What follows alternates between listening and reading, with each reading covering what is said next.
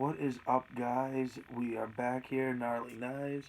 Today, we're going to be talking about Kershaw, and this is going to be like the first video in the new series of Let's Talk videos, aside from the original, which was that introduction of the new series, if you will, on the channel. But yeah, like I said today, I want to talk about Kershaw, and it's in like a more positive way, just because, to be honest, I over the years, before I started really getting into knives, I just kind of carried whatever for pocket knives.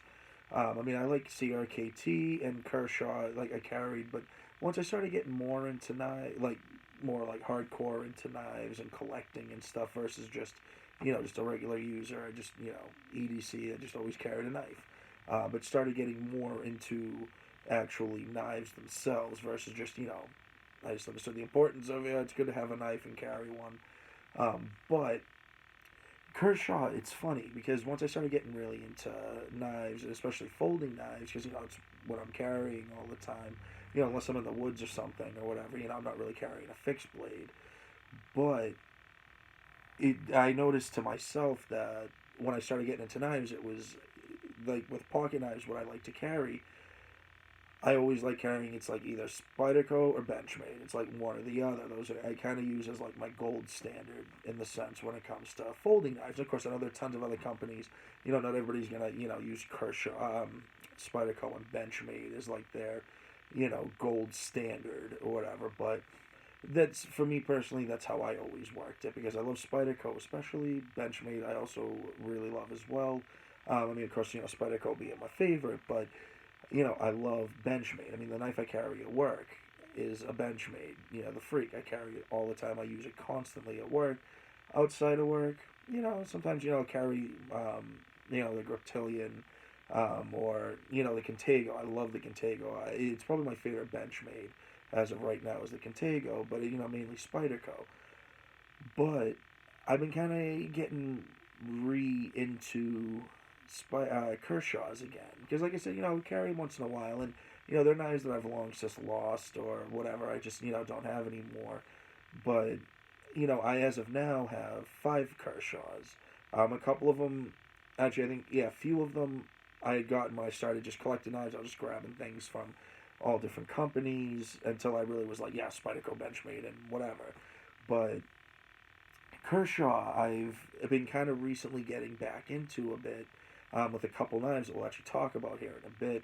I'll show you the different knives of Kershaw that I have. Like I said, it's just 5 right now. I definitely do have interest in getting more, though. Not that I ever looked at Kershaw, or even, I mentioned CRKT. Not that I mentioned looked at either of those as bad companies. It just, I feel like, at least the way I perceive them, it just kind of is geared more towards more budget-ish knives. I know, of course, they have their higher end models and stuff, but I kind of just, I guess I just kind of had that perception of it, because it's like, well, you can buy them at Walmart, and I guess too, you can get the Spyderco, some of the Spydercos you can get their like HCR13 blade models, your resilience, persistence, tenacious, so on. But I've noticed I'm kind of getting a little more into Kershaw and enjoying them. Actually, the first one I really started, when I started like this whole like actual true knife obsession, was this here, which is the Kershaw Chill, which is actually a pretty cool blade. It is, that HCR 13.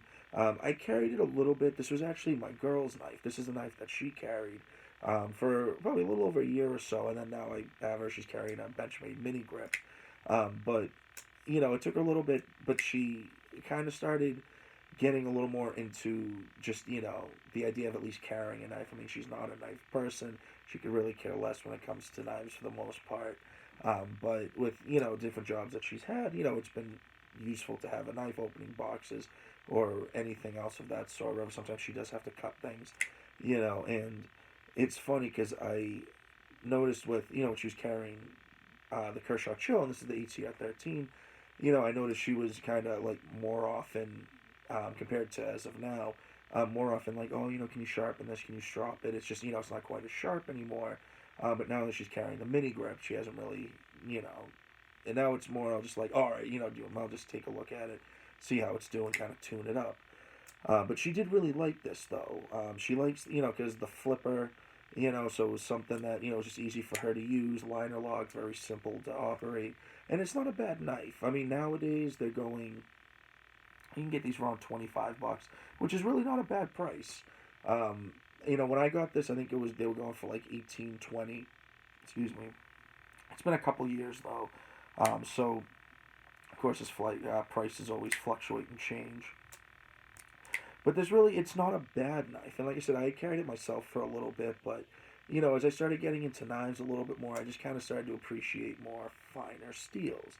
And it was funny, while she was carrying this, I was actually carrying one of the Kershaw Emerson, which I think is pretty cool that they do collaborations with other companies. But Kershaw and Emerson collabed on their CQC model, because this is their CQC 5, and CQC is close quarter combat. But this was one that, I really liked. And I carried this actually for a good long time. This one I eventually switched over to the Rat 1, and then that's about the time my Spyderco Benchmade obsession just really took off. But this really isn't a bad knife. It's cool. It has like that Kershaw, the wave feature. So when you take it out of your pocket, it opens the blade up, which is actually pretty cool. I actually had another one of these. It wasn't the 5K. It was the CQC 6K. And I carried that a little bit, but I ended up actually giving that to a buddy of mine, and he loved it. He thought it was really cool. That one actually I really liked a lot too. It was because this one, it's the G10 on both sides, the green. His, it was stainless steel. It was a frame lock. This one's a liner lock. His was a frame lock, stainless steel on that side, and on the other side it was black G10, which was kind of cool. It was a little bit bigger knife, a little larger blade. Still had that wave feature, as well all the CQC ones do. But it was cool though. It was one I knew he would enjoy, and he got a great lot of use out of until he lost it. But it was cool though, as these knives you can get, the $30 to $40 range. Most of them closer to 30, 35. I got this one, it was like 35 bucks. And this was another one I carried for a good long time. Just, I had to sharpen it a bit more. It's HCR 14 MOV. That actually might be what the chill is as well, now that I'm thinking about it. But, which it's not bad. It's alright as a steel. But what was cool is that now, I don't know when they started, but I probably in the last couple months heard about these. But they started releasing some of the CQC models in D2 steel, and actually I picked up this one, which is one I've actually wanted for a while. This is their CQC 11K, and this is the D2 model. Now this one, it goes for 50 bucks, but their HCR 14 version you get for like 35. So for an extra 15 bucks, you're getting a much better steel, at least in my opinion. It probably takes a little longer to sharpen, but it stays sharper a lot longer. D2 is a really good steel. I mean, you have to maintain it slightly more than most stainless steels. It's right on that cusp. Stainless steel, from what I understand, it has to be a minimum of 13% chromium to be considered stainless, and this D2 is 12%. But that's just to be at the minimum of stainlessness. So I mean, it will rust, but compared to your average carbon steel, this is definitely more stainless, kind of a semi-stainless steel, if you will. But this is a really sweet knife. I really dig this a lot, and for only 50 bucks, it's get the frame lock, which I really like. I like frame locks. No, actually, even I like frame locks a little more than liner locks. I mean, of course, they operate the same, but I don't know. I kind of dig that. I kind of even like just the way it looks. Just when you can see part of the handle sunken in. I don't know why. I like the way it looks better. I mean, supposedly they're a little more stronger. That could be. I don't really. I don't know. I feel like at the point any strength difference is probably so minor, it's not really that big of a deal. But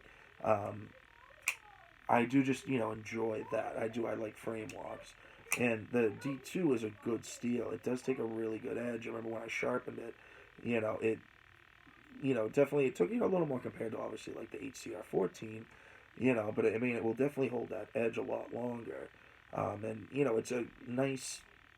To me, it was refreshing when I got it. Because like I said, most of the knives I carry are Benchmade or Spyderco, and Benchmade and Spyderco are, generally speaking, not with every knife, but are generally, Spyderco use a lot of the flat grinds, and Benchmade use a lot of the saber grinds. Of course, there's, variations in between, but, for the most part, that's what they do, the flat grinds and saber grinds, and this is a hollow grind.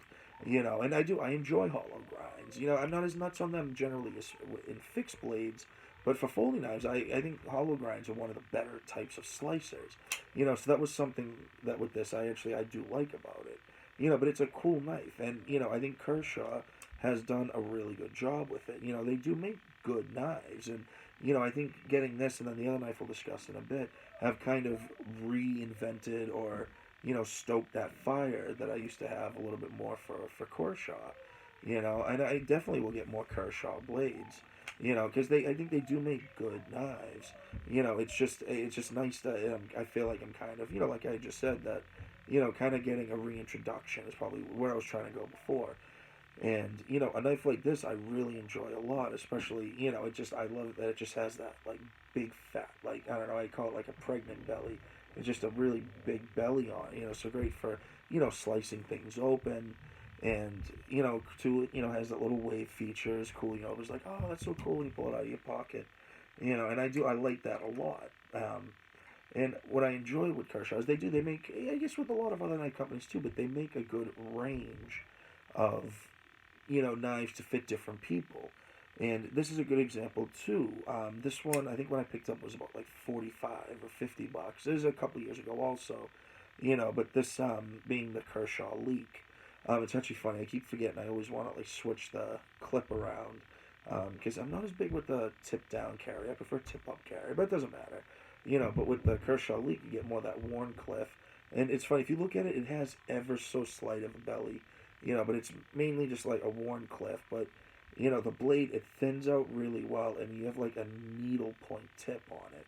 And again, the hollow grind. This is a great slicer, and Kershaw definitely knows what they're doing, and it's something I'm kind of reappreciating. And it's cool. There's the flipper. It's the uh, liner lock. Sorry, spaced a bit. The only thing I've noticed I'm not really super big with is just when they do their assisted knives. Because the other knife we're going to discuss in a moment is an assisted knife, but I actually, I don't know, de-assisted it, if you will. I took the assist spring out of it. This one I've kind of left as is. But, I don't know, this one, if I start carrying it more, I'll flip the clip around and I'll probably take the assist out. But at the same time, it's a nice assist. They're not my favorite, like I said, and a lot of times, it'll be kind of like cheap knives that'll have assists on them, like once you get at the gas station, like $8-10, and I feel like maybe in that sense, it kind of, for me personally, maybe kind of look at it like, assisted knives, and just, think cheap right away, and it's not the case, it's like at times, like, I need to, like, reconsider what I think about things. Not just with knives, just in general, but in this instance with knives, because I do like Kershaw's. And it's, of course, there's a little more resistance with closing it, but it's still, very easy to close. Don't really think too much about it. But, I enjoy it. And the steel, too, is a good steel. It's actually the same steel as the other knife we're going to look at in a moment. The Sandvik 14C28N, which is a good steel. I really enjoy it. I have quite a few knives in that steel now. The Mora Garberg, for example, I love that knife. And that's the 14C28N, which is a really good steel. The Swedes, they do a good job. Like, they know what they're doing. And, of course, yeah, they're not the highest end steels in the world. It's not 110V or, M4, but they do a good job with it. And it will definitely hold its edge, longer than, your AUSH, your HCR13 or 14 MOVs, stuff like that. In my experience, the 14C28N is very similar to the Japanese VG10. And I love VG10. I think VG10 is a great steel. But the 14C28N I've noticed has, similar, maybe, you could even argue maybe slightly better edge retention. And for the most part, I don't know, I feel like VG10 is usually about as low as I like to go with steels, like with knives that I'll generally enjoy carrying or buying, or depending on price, you know. But their 14C28, and they do a good job with. So that's why this knife here, and it was funny we were talking about the Walmart. This knife here, I picked up at Walmart. It was like $63, but the Kershaw Blur. And I'm really, really digging this knife. Out of all my Kershaws, this one so far is my favorite. And like I said, this was the one I took the assist out of, and it is very smooth. It does a great job. It opens and closes. I really don't even think it needs the assist, you know. And I really like too the recurve. I'm kind of starting to dig recurves a little bit more because now I have a couple of sharpening rods that I can use to actually sharpen them. Because obviously you can't use a flat stone to sharpen the recurve. So I've always kind of steered away from them for the most part. Like, I had one or two, but I've been trying to branch out into getting some more. And that's why when I saw this, I jumped on it. And, I like the way Kershaw does the 14C28N, like with the Kershaw Elite that I've had for a couple years now. And that's why I was like, yeah, boom, own it. Boom, it's mine. Done, sold. And I'm really digging this knife. I've actually been carrying it. I've actually been kind of replacing my Benchmade Spyderco's a bit for carrying this. The last like few days I've been carrying the Para 3 lightweight because I got that after I got this one. But just like kind of gearing up to the review. But I was carrying this from the time I got it up till around the time I got the Para 3, and like I said, I wanted to carry that just to kind of get a better idea of it for doing the first impressions video. And I really like this knife a lot. And I dig it too. It's got the aluminum handles, and I like too that it has the bronze phosphor washers. Excuse me. That was the only thing I was just a little disappointed about with the CQC 11K, the D2 version, because it still has the what the hell? It still has the plastic nylon washers, and it's not the end of the world, but it's just the knife it's smooth. It's smooth enough that you can say it's smooth, but it's not like you know like you still sometimes have to give a little extra to get it open, and it has that like that feeling, just that little, you know, just that a bit more grittiness than if it were the phosphor bronze washers, and like you said, I mean it's not the end of the world, but I feel like especially where it's like 15 to 20 bucks more, you know, why not just throw it on the bronze phosphor washers, and I mean what would it cost, like an extra 50 cents, a dollar at most per knife. And if you charge us an extra $5, I got this knife for $50. I would have happily paid 55 or even 60. I mean, especially for the steel it is. I mean, you can get some knives in this steel that cost even more. I mean, there might be some different material options with it as well, but I would have happily paid $60 or whatever for this with bronze phosphor washers. And I know it definitely would have been a bit smoother, and but like I said, it's not the end of the world. It doesn't detract too much from the knife for me. I still really enjoy it. It is still a cool knife. I love that blade shape. You get that kind of like scimitar-esque look to it, and I think that's pretty cool. And it is pretty comfortable. It's not a bad knife.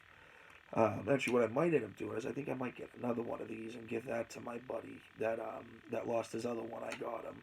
Because there'll definitely be that little bit of upgraded steel for him. I think he'll enjoy that. But no, but Kershaw though I've kind of started to view them differently, like I said, and I think we're gonna start seeing more. I mean, these knives here, whatever, I definitely want to do reviews on, definitely on the Blur and the D2 11K, but I'll probably end up doing one on the Leak and maybe on the Chill or the CQC 5K, just those ones, eh. I mean, they're my knives, so I love them in that sense. I've said, I'm a lover of all knives, but they don't quite give me that same like about them. And I don't know. It's like I'm wondering if is that just the steel or, I mean, probably the Chill more so. It's the steel than the 5K because I don't know, the green G10, but it's just I don't know. Like I thought it was cool when I got it, but it's just now that I have so many other knives, it just kind of doesn't really compete anymore. I mean, but the Chill the way it is, I mean, look, it still has the G10 handles. Maybe if that was in D2, I'd probably carry that a bit more. The only thing with it though is the screws stripped out, or the where they screw into the knife have stripped out. Because originally I carried it for a while with um, being tip up, and that's how my girl would have it. And then I noticed they kind of started getting loose, and going to tighten it, and they just stripped out on me, and it. I don't really use that much force. Like, I'm not trying to be aggressive when I'm putting on, especially, a lot of times I'll use Loctite. Um, but I feel like they're just threaded into the G10 versus the liners themselves because of how easily they've stripped out. And, I've disassembled probably 30 or 40 different pocket knives, but grand total being well over 100 times, and I've never had a screw strip out on me other than on the chill. But then the same thing eventually ended up happening too, because my girl liked having the clip, so I switched it around so it was um, tip down carry, and one of them just stripped out right away, and then the other one, just because it was kind of like flopping around, it would get loose, and then I think the second or third time I tightened it, it just boom stripped out again. So I don't know. It could have just been the fluke, just the one knife that I had. So I mean, someone else could have the same knife, and they could have, taken the clip or adjusted it a bunch of times if not had the issue. That was just my experience with it. But I don't know. I am really liking Kershaw though a lot more now. Like they've, definitely in my eyes have like revamped, and I don't know. I'm excited to start like looking into seeing what else they have. I would definitely consider getting more of them. I mean, will they surpass Benchmade or even Spyderco? Probably not. But I think it's just I'm just so biased towards them. And especially when it comes to Spyderco too. Like once I just love them so much. But that's really about it there. I mean, I don't really have too much more to say without just dragging on. But I hope you guys like this. Let me know what you guys think about doing this kind of series thing. Definitely will do more. I want to do more about other companies. I'd like to at some point maybe do a CRKT one, of course. I want to do a Benchmade. I want to do a Spyderco one. I really want to do a Mora one. I love Mora knives. But even too, doing ones about steel. I want to do one at some point about D2 steel. Because I feel like D2 is a steel, as well as S30V. I want to do one about S30V in particular as well. Because I feel like those two steels, though different, receive similar amounts of hate from some people. And I guess I can kind of see the reasoning in some aspects. I have experienced some of the things that people complain about those steels about, but I still really enjoy them.